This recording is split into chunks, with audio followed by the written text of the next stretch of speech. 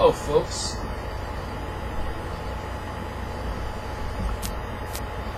This is Brother Mike, and it's good to be with you again. I want to thank all of you for being with me. And today I'm going to introduce you to some children that have come into my life. They are from the country of Nepal. They've been in America for a couple of years now. And I met them at the park. I was working on a drawing and they were attracted by my artwork, and we kind of established a relationship. And that relationship has really flourished over the period of time that I've known them. These are just wonderful, wonderful people. Bina is a child of 9 years of age. Her sister Babita, I believe she's about 6. She's going to be having a birthday soon. They have a cousin. Her name is Kritika. And they have 2 older siblings. A 24-year-old woman named Bim. And a 16-year-old. And her name is Benita. And they have become good friends of mine. Well, I previously did a video, a lesson I learned from a child, and I told Bina about it, and she was enthralled by the video. She really enjoyed it, and she made a request of me. You know, she said, "Mike, can you read me a story?" Because I told her I'm a storyteller, and all children love stories, and so this is going to be the first of a series of stories, and they're dedicated to my little friend Bina, but also to all of her family. And I've chosen for the first story, Bina, a wonderful tale by a very interesting author. His name is O. Henry. He only has one name. He calls himself O. Henry. And when I was a kid, I read one of his stories, and I love that story so much that I hope you love it too. And I've chosen it for the first story that I want to read to you. And I'm going to be reading from a book called The Trimmed Lamp by O. Henry. And it's published by Doubleday, Page & Company for Review of Reviews Company. And the publication date is 1918. So this is an old book and an old story. And it's a very wonderful story about a sick child, and well, yeah, I think she's probably a teenager maybe, and her friend who is an artist, and she lives in New York City in an artist colony where many artists live. And the characters of the book include an old gentleman who lives downstairs from this child and her older friend. And unfortunately, the child is sick, and very sick. But even though being sick isn't a lot of fun, you know, this story has a wonderful tale to it. It's got some nice twists, and I think you're gonna like it, Bina. So I'm gonna start reading from it's called The Last Leaf. In a little district of Washington Square, the streets have run crazy and broken themselves into small strips called places. These places make strange angles and curves. One street crosses itself a time or two. An artist once discovered a valuable possibility in this street. Suppose a collector with a bill for paints, paper, and canvas should, in traveling this route, suddenly meet himself coming back without a cent having been paid on account. So, to quaint old Greenwich Village, the art people soon came prowling, hunting for north windows and 18th century gables and Dutch attics and low rents. Then they imported some pewter mugs and a chafing dish or two from 6th Avenue, and became a colony. At the top of a squatty 3-story brick, Sue and John Z had their studio. These are the two characters, Sue and John Z. John Z was familiar for Joanna. One was from Maine, the other from California. They had met at the Table de Hotel of an 8th Street Delmonico's and found their taste in art, chicory salad, and bishop sleeves so congenial that the joint studio resulted. This was in May. In November, a cold, unseen stranger, whom the doctors called pneumonia, stalked the colony, touching one here and there with his icy fingers. Over on the east side, this ravager strode boldly, smiting his victims by scores, but his feet trod slowly through the maze of the narrow and moss-grown places. Mr. Pneumonia was not what you would call a chivalric old gentleman. A smite of a little woman with blood thinned by California zephyrs was hardly fair game for the red-fisted, short-breathed old duffer. But Johnsy he smote, and she lay, scarcely moving, on her painted iron bedstead, looking through the small Dutch window panes at the blank side of the next brick house. One morning, the busy doctor invited Sue into the hallway with a shaggy gray eyebrow. She has one chance in, let's say, 10, he said, and he shook down the mercury in his clinical thermometer. And that chance is for her to want to live. This way, people have of lining up on the side of the undertaker makes the entire pharmacopoeia look silly. Your little lady has made up her mind that she's not going to get well. Has she anything on her mind? She wanted to paint the Bay of Naples someday, said Sue. Paint? Bosh. Has she anything on her mind worth thinking about twice? A man, for instance. A man? Said Sue, with a Jew's harp twang in her voice. Is a man worth? But, no, doctor, there is nothing of the kind. Well, it is the weakness, then, said the doctor. I will do all that science, so far as it may filter through my effort, can accomplish. But whenever my patient begins to count the cartridges in her funeral procession, I subtract 50% from the curative powers of medicine. If you will get her to ask one question about the new winter styles and cloak sleeves, I will promise you a 1 in 5 chance for her, instead of 1 in 10. After the doctor was gone, Sue went into the workroom and cried a Japanese napkin to a pulp. Then she swaggered into Johnsy's room with her drawing board, whistling ragtime. Johnsy lay, scarcely making a ripple under the bedclothes, with her face towards the window. Sue stopped whistling, thinking she was asleep. She arranged her board and began a pen and ink drawing to illustrate a magazine story.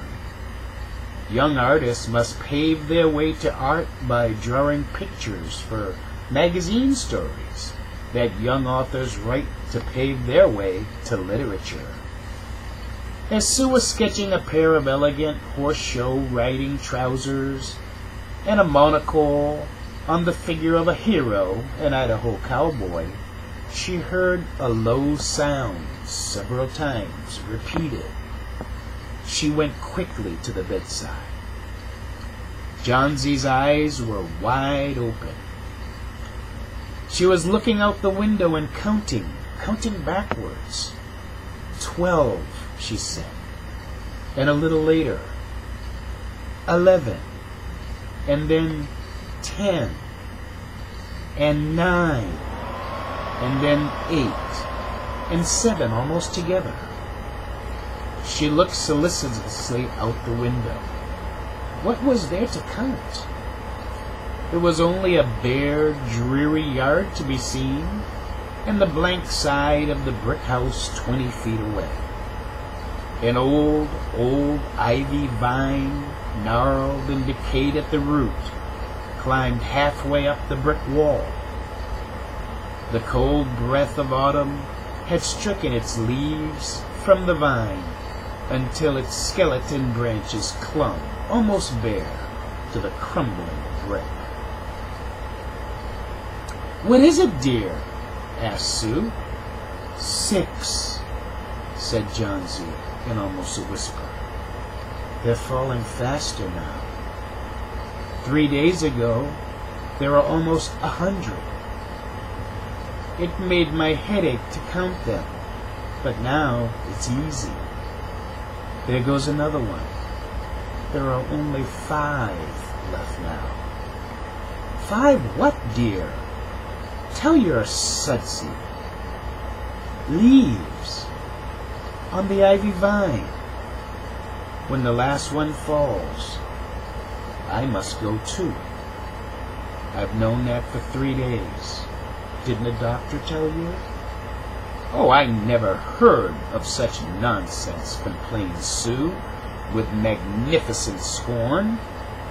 "What have old ivy leaves to do with your getting well?" And you used to love that vine so, you naughty girl. Don't be a goosey." "Why, the doctor told me this morning that your chances for getting well real soon were..." Let's see exactly what he said. He said the chances were 10 to 1. "Why, that's almost as good a chance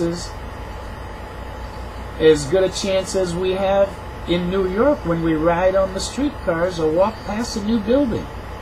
Try to make some broth now. Try to take some broth now. And let Sudie go back to her drawing so she can sell the editor man with it and buy port wine for her sick child and pork chops for her greedy self." "You needn't get any more wine," said Johnsy, keeping her eyes fixed out the window. "There goes another. No, I don't want any broth. That leaves just 4. I want to see the last one fall before it gets dark. Then I'll go too." "Johnsy dear," said Sue, bending over her, "will you promise me to keep your eyes closed and not look out the window until I'm done working? I must hand those drawings in by tomorrow. I need the light, or I would draw the shade down." "Couldn't you draw in the other room?" asked Johnsy coldly. "I'd rather be here with you," said Sue. "Besides, I don't want you to keep looking at those silly ivy leaves." "Tell me as soon as you have finished," said Johnsy, closing her eyes and lying white and still as a fallen statue. "Because I want to see the last one fall. I'm tired of waiting. I'm tired of thinking. I want to turn loose my hold on everything and go sailing down, down, just like one of those poor tired leaves." "Try to sleep," said Sue. "I must call Behrman up to be my model for the old hermit miner. I'll not be gone a minute. Don't try to move till I come back." Old Behrman was a painter who lived on the ground floor beneath them. He was past 60 and had a Michelangelo's Moses beard curling down from the head of a satyr along the body of an imp. Behrman was a failure in art. 40 years he had wielded the brush without getting near enough to touch the hem of his mistress's robe. He had been always about to paint a masterpiece, but had never yet begun it. For several years he had painted nothing except now and then a dog in the line of commerce or advertising. He earned a little by serving as a model to those young artists in the colony who could not pay the price of a professional. He drank gin to excess and still talked of his coming masterpiece. Now, a masterpiece, Bina, is your best drawing that you can ever do. For the rest, he was a fierce little old man who scoffed terribly at softness in anyone, and who regarded himself as a special mastiff in waiting to protect the two young artists in the studio above. Sue found Behrman smelling strongly of juniper berries in his dimly lighted den below. In one corner was a blank canvas on an easel that had been waiting there for 25 years to receive the first line of the masterpiece. She told him of Johnsy's fancy, and how she feared she would, indeed, light and fragile as a leaf herself, float away when her slight hold upon the world grew weaker. Old Behrman, with his red eyes plainly streaming, shouted his contempt and derision for such an idiotic imaginings. "Was!" he cried.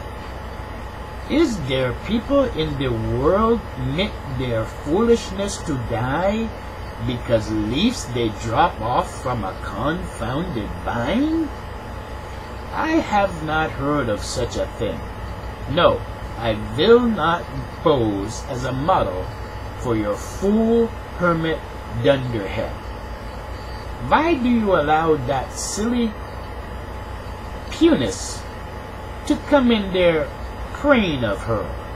Ah, that poor little Miss Jonesy. He's Dutch, so he speaks differently than most people, and that's why his words sound so different. She is very ill and weak, said Sue, and the fever has left her mind morbid and full of strange fancies. Very well, Mr. Behrman. If you do not care to pose for me, you needn't. But I think you are a horrid old flibbertigibbet. Never heard that word before. And he said, "You are just like a woman," yelled Behrman. "Who said I will not pose? Go on. I commit you. For half an hour I have been trying to say that I am ready to pose. God, this is not any place in which one so good as Miss Yanzi shall lie sick. Some day I will paint the masterpiece, and we shall all go away. God, yes." Jonesy was sleeping when they went upstairs. Sue pulled the shade down to the windowsill and motioned Behrman into the other room. In there they peered out the window fearfully at the ivy vine. Then they looked at each other for a moment without speaking. A persistent cold rain was falling, mingled with snow. Behrman, in his old blue shirt, took his seat as the hermit miner on an upturned kettle for a rock. When Sue awoke from an hour's sleep the next morning, she found Johnsy with dull, wide-open eyes, staring at the drawn green shade. "Pull it up. I want to see," she ordered in a whisper. Wearily, Sue obeyed. But lo, after the beating rain and fierce gusts of wind that endured through the livelong night, there yet stood out against the brick wall one ivy leaf.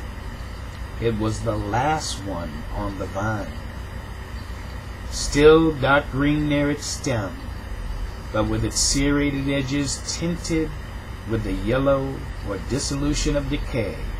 It hung bravely from a branch some 20 feet above the ground. "It is the last one," said Johnsy. I thought it would surely fall during the night. I heard the wind. It will fall today, and I shall die at the same time. The little girl, Johnsy, is sick in bed. She has pneumonia, and the doctor tried to help her, and Sue tried to help her, but she believes that when all of the leaves fall off of the vine, she's gonna die. "Dear, dear," said Sue, leaning her worn face down to the pillow. "Think of me if you won't think of yourself. What would I do?" But Johnsy did not answer. The lonesomest thing in all the world is a soul when it is making ready to go on its mysterious, far journey. The fancy seemed to possess her more strongly as one by one the ties that bound her to friendship and to earth were loosed. The day wore on, and even through the twilight they could see the lone leaf clinging to its stem against the wall. And then, with the coming of night, the north wind was again loosed, while the rain still beat against the window and pattered down from the low Dutch eaves. When it was light enough, Johnsy, the merciless, commanded that the shade be raised. The ivy leaf was still there. Johnsy lay for a long time looking at it, and then she called to Sue, who was stirring her chicken broth over the gas stove. "I've been a bad girl, Sudie," said Johnsy. "Something has made that last leaf stay there to show me how wicked I was. It is a sin to want to die. You may bring me a little broth now and some milk and a little port in it, and no, bring me a hand mirror first, and then pack some pillows about me, and I will sit up and watch you cook." An hour later she said, "Sudie, someday I hope to paint the Bay of Naples."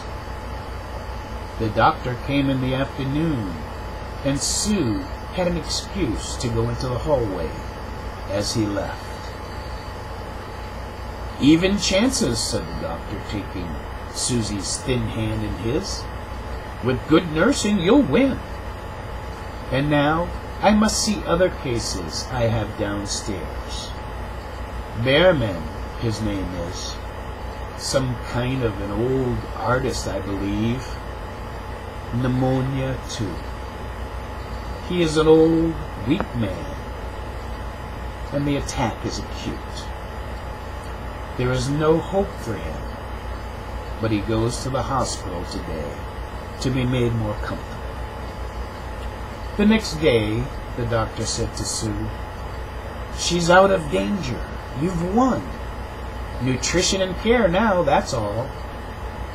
And that afternoon, Sue came to the bed where Johnsy lay, contentedly knitting a very blue and very useless woolen shoulder scarf, and put one arm around her, pillows and all.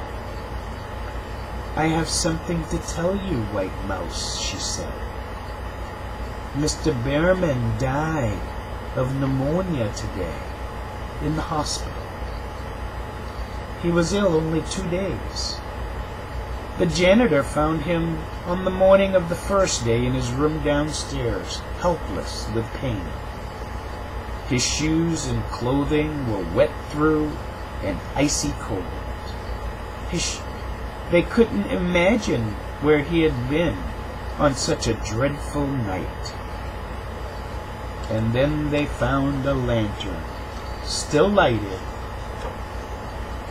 and a ladder that had been dragged from its place, and some scattered brushes, and a palette with green and yellow colors mixed on it, and look out the window, dear, at the last ivy leaf on the wall. Didn't you wonder why it never fluttered or moved when the wind blew? Ah, darling, it's Bearman's masterpiece. He painted it there the night that the last leaf fell." The old man loved his neighbors so much, and he loved the poor girl that was sick and who believed that when the last leaf fell that she would die.